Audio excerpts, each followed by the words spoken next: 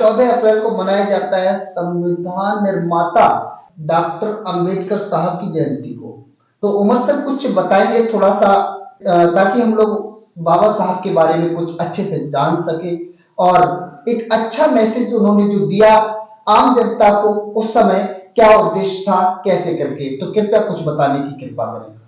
संविधान निर्माता डॉक्टर भीमराव अंबेडकर जी के जन्मदिन को मना रहे हैं। आज हम ही नहीं, पूरा देश, हमारा पूरा हिंदुस्तान भारत रत्न डॉक्टर भीमराव अंबेडकर के जयंती को मनाते हैं और ये 135वीं जयंती है। तो जैसा कि हम सभी जानते हैं कि आज के ही दिन सन 1891 को डॉक्टर भीमराव अंबेडकर जी का जन्म हुआ मध्य प्रदेश में, और उस समय हमारा भारत गुलाम था। हमारे बाबा साहब के जन्म होने के बाद जब वो बड़े हुए, पढ़ाई लिखाई की, खूब पढ़े, उन्होंने पीएचडी और लॉ इनमें डिग्रियां हासिल की और भी बहुत सारी डिग्रियां हासिल की। डॉक्टर साहब का कहना था कि पढ़ाई से ही हम अपने समाज का और हम खुद अपना, अपने देश का भला कर सकते हैं।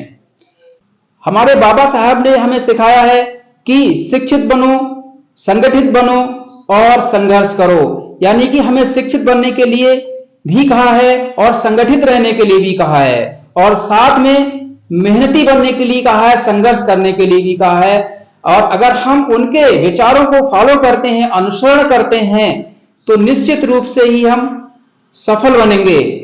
और उन्होंने ये भी कहा है कि मैं उस धर्म को अनुसरण करता हूं जो हमें स्वतंत्रता, समानता और भाईचारा सिखाता है।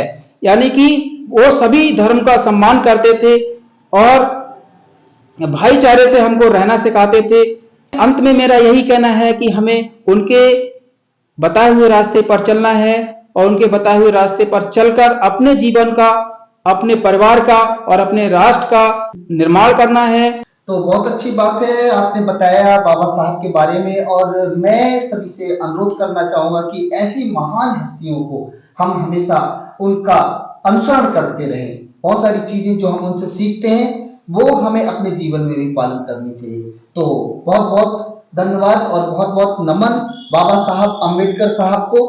जय हिंद, जय भारत।